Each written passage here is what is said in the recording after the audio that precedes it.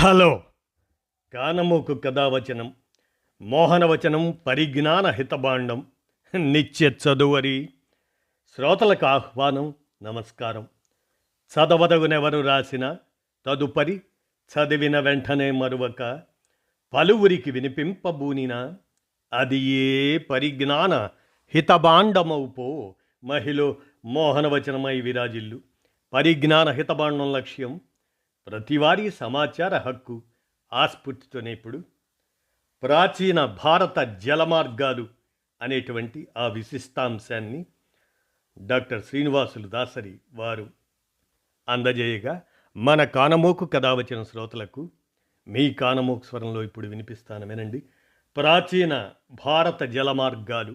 ఇక వినండి ఆ విశిష్టాంశాన్ని.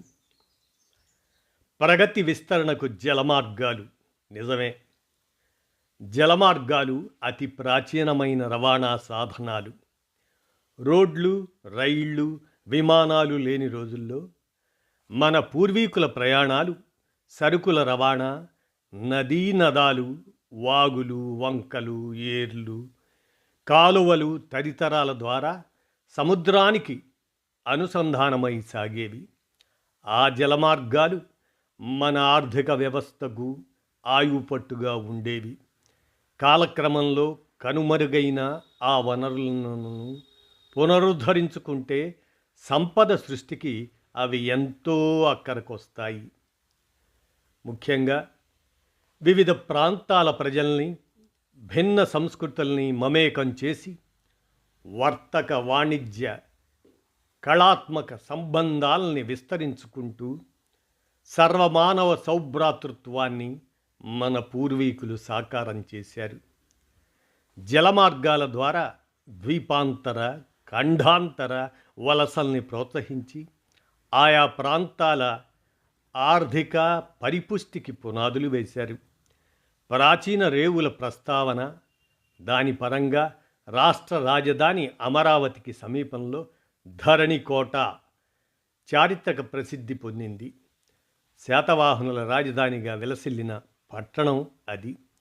దీన్ని ధాన్య కటకం అని పిలిచేవారు. ధరణికోట ప్రపంచ ప్రముఖ వాణిజ్య వ్యాపార కేంద్రంగా ప్రాధాన్యం సంతరించుకుంది. 2000 సంవత్సరాల క్రితమే ఇక్కడ ఒక ఇన్లాండ్ పోర్ట్, అదే భూతల రేవు ఉన్నట్లుగా పురావస్తు సర్వేల్లో బయటపడింది.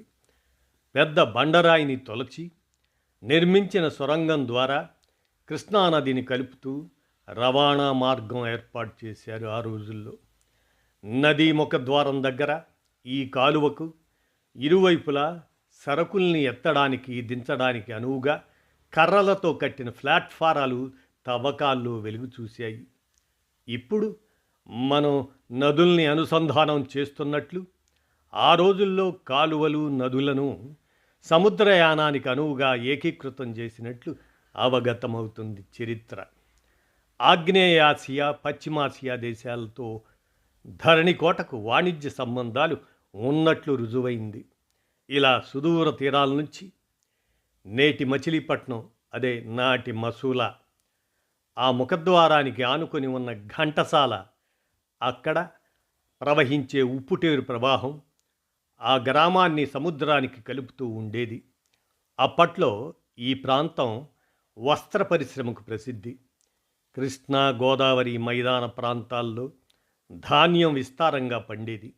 ఘంటసాల ఓడరేవు నుంచి ధాన్యం, వస్త్రాలు ఎగుమతి అయ్యేవి. నౌక చిత్రాలు ఉన్న శాతవాహన నాణేలు, రోమన్ల బంగారు నాణేలు పురాతత్వ తవ్వకాల్లో విరివిగా దొరికాయి.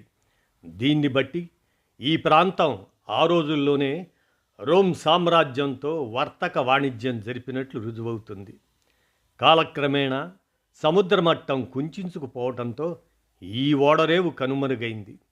కాకినాడకు సమీపంలోని పిఠాపురంలో జరిపిన తవ్వకాల్లో పితుండా అనే పాత రేవు బయటపడింది. దీని నుంచి చెంపా, అంటే నేటి కంపూచియా, ఆనాటి చెంప, ఆ చెంపా దేశంతో వర్తక సంబంధాలు నెరపినట్లు ఆధారాలు లభిస్తున్నాయి. వస్త్ర పరిశ్రమకు పితుండా ప్రసిద్ధి. కాకతీయ రాజైన గణపతి దేవుడు బాపట్ల సమీపంలోని మోటుపల్లి ద్వారా ఆ రేవు ద్వారా సముద్రయానాన్ని బాగా ప్రోత్సహించినట్లు అక్కడి శిలాశాసనమే చెబుతుంది. సరుకుల రవాణాతో పాటు సముద్ర ప్రయాణికుల కోసం నౌకలు చైనా నుంచి ఇక్కడికి వచ్చేవని తెలుస్తుంది.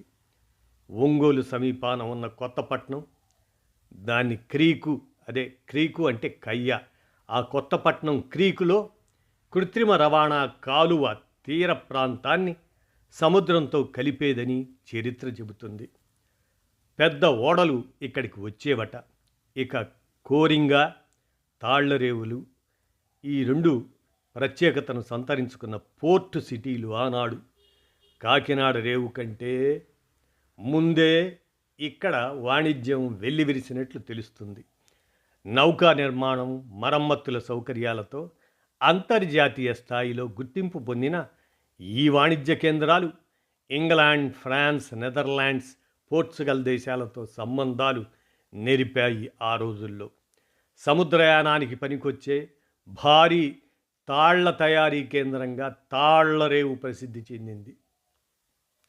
కోరింగతో అనుసంధానమైన మయన్మార్, ఆనాడు బర్మా, కలకత్తా ఓడరేవులతో పోటీపడి వర్తక వాణిజ్యాలు ఇక్కడ సాగేవని సమాచారం. 1839లో వచ్చిన పెను తుఫాను దాని దాటికి ఈ జంట పోర్టులు కొట్టుకుని పోయాయి. 1805లో కోరింగలో ఏర్పాటు చేసిన లైట్ హౌస్ నేడు శిథిలావస్థలో ఉంది.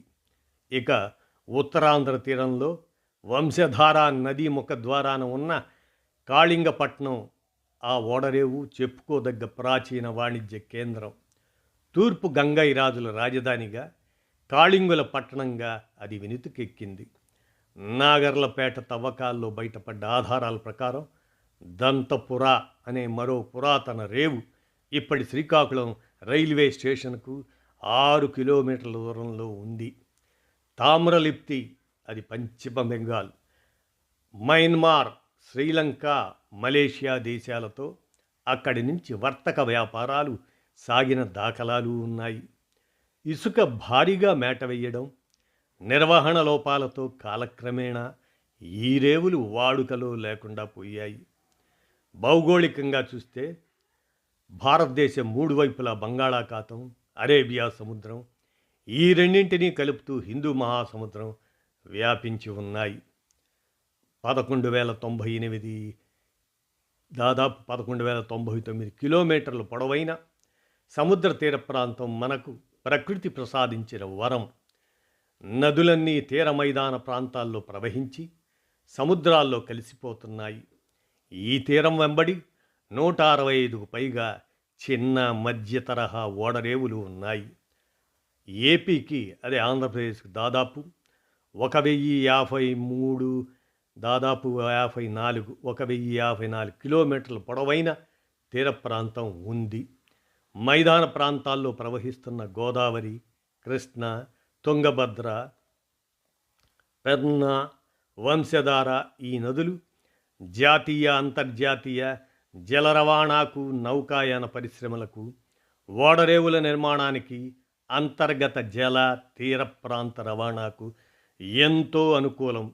గొలుసుకట్టుగా ఈ జల రవాణా వ్యవస్థను కలుపుతూ పోవాలి. నదుల అనుసంధానానికి అనుబంధంగా కాలువలు నదుల్ని సముద్రంతో కలుపుతూ నౌకాయానానికి పెద్ద పీట వెయ్యాలి. ఇది రాష్ట్ర, దేశ సర్వతోముఖాభివృద్ధికి విశేషంగా దోహదపడుతుంది. ఈ దిశలో రాష్ట్ర, కేంద్ర ప్రభుత్వాలు ఇప్పటికే వేస్తున్న అడుగులు మరింత వేగవంతం కావాలని కోరుకుంటూ, డాక్టర్ శ్రీనివాసులు దాసరి వీరు విశ్రాంత IAS అధికారిగా ఈ అందజేసిన ఈ సమాచారం మన కానమోకు కథావచన శ్రోతలకు అవగాహన నిమిత్తం ప్రాచీన భారత జలమార్గాలు అనేటువంటి అంశాన్ని వినిపించాను. విన్నారుగా, ధన్యవాదాలు.